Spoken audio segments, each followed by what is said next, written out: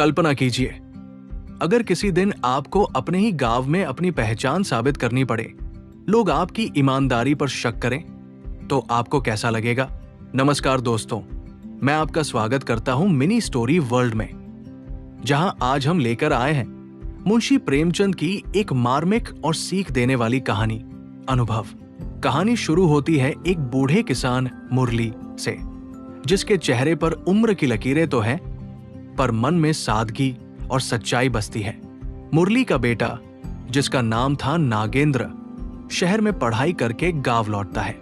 युवावस्था की चमक और शहर की शिक्षा ने उसमें आत्मविश्वास तो भर दिया था, पर साथ ही एक अदृश्य दीवार भी खड़ी कर दी थी, अपने ही पिता से दूरी की दीवार।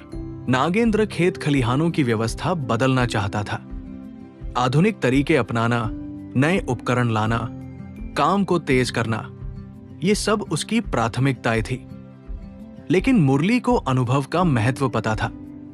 उनके लिए खेती सिर्फ जमीन जोतना नहीं, बल्कि मिट्टी से रिश्ता निभाना था।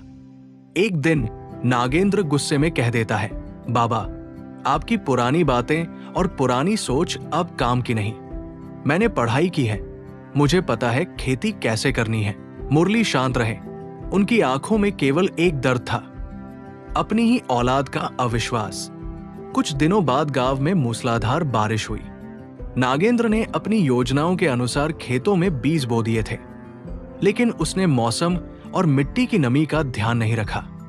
नतीजा, पूरी फसल बर्बाद होने की कगार पर पहुंच गई।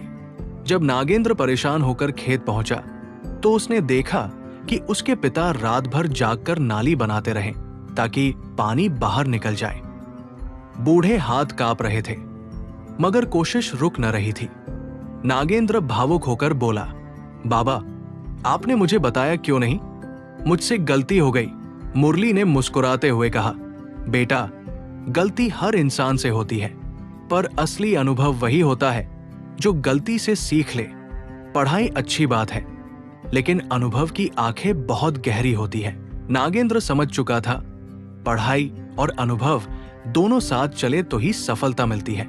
उसने पिता के पैरों पर सिर रख दिया और बोला, अब मैं सीखूंगा भी और अपनाऊंगा भी। चलिए बाबा, मिलकर खेती करते हैं। कहानी हमें यही सिखाती है कि ज्ञान कितना भी बड़ा हो, अनुभव की कीमत हमेशा सबसे ऊपर रहती है। दोस्तों, अगर आपको प्रेमचंद जी की ये कहानी अनुभव पसंद आई हो, तो वीडियो को लाइक और शेयर करें। और हाँ, ऐसे ही बेहतरीन साहित्यिक किस्सों के लिए जुड़े रहें मिनी स्टोरी वर्ल्ड